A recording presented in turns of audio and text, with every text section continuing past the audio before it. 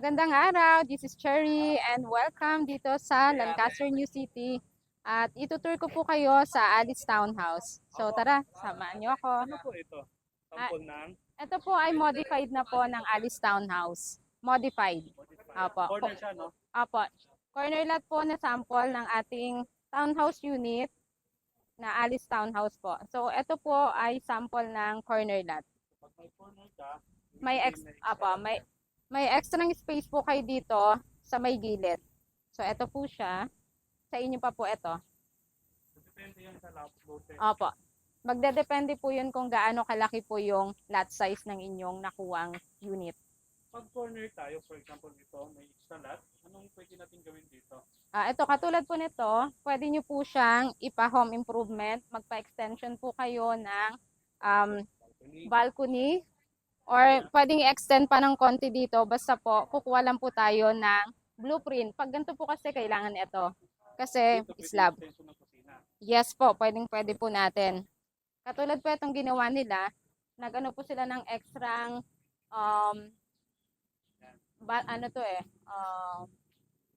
espasyo dito. May extra kwarto. Yes po, pwede.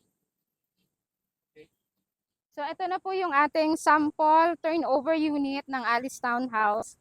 So, kung ito pong nakikita nyo ay pwede pong garahe ng dalawang sasakyan o kotse, pwede po. So, etong nasa harapan nyo po, ang bakante. So, ang lot area po ng Alice Townhouse ay 50 square meter. At ang floor area naman po ay 40 square meter. So, tara. Sample turnover natin. Yes po, samahan nyo po ako. Pagpasok nyo po, ito po ang malawak na espasyo ng Alice Townhouse po. Plain cement finish flooring na po ito. So, livable na po siya. Makikita nyo po dito ang salas, ang dining. So, ito po inspired for, condo-inspired unit po. Opo. Pero may nililipat. Yes po, pwede. Ang malimit po na mga buyer po namin dito, pag bumili sila, itong sink dito, nililipat nila ditong extra. Kasi ito, pwede natin gawin siya extension ng ating kitchen or magiging room ng ating mga LCD. Pwede rin po computer entertainment. So, depende po kung ano gusto nyo pwede gawin. Yes po, ito po ang unang kwarto natin sa baba. So, ito malimit po yung iba dahil gusto nilang dalawang CR.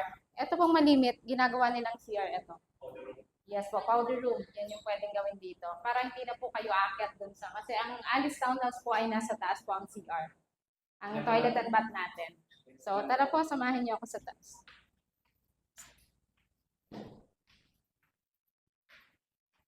So, ito na po yung ating toilet and bath. Complete fixture na po siya.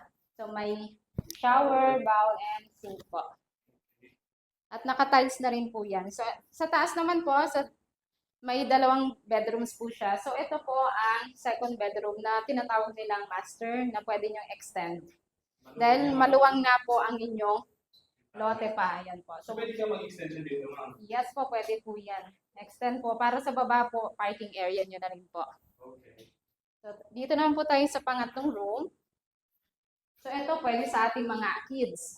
So, kayo ate, kay kuya.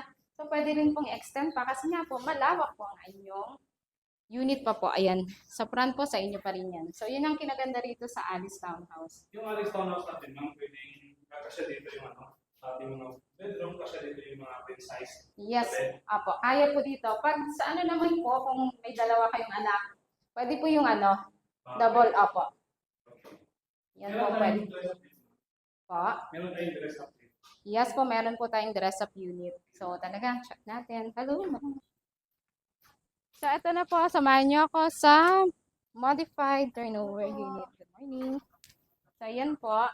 Ito, as is po ang ginawa. Kung naalala niyo po kanina doon sa bear type, as is lang po siya. Pero nadagdagan ang espasyo niya.